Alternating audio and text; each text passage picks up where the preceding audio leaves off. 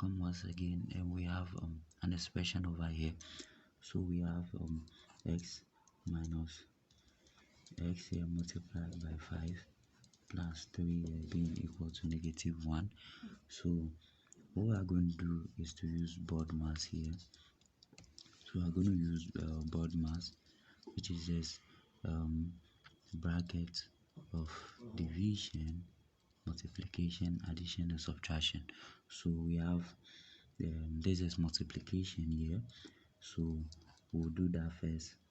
So x here multiplied by that plus 3 being equal to -1, and therefore we have x here multiplied by 5 here is just -5x here plus 3 being equal to -1. So what we're going to do next is to group like terms. So we have x here and we have x here, which is just -4x plus 3 being equal to -1. Then we'll find the value of x. So -1 minus 3 here, we have -4x here being equal to -4 here divided by -4. Then we divide here by -4. So in all we have -4 cancel -4, also cancel 4. We have x being equal to 1, and therefore the value of x should be 1, but we still have to check because we have x minus x multiplied by 5 plus 3 being equal to 1. So let's put in the value of x.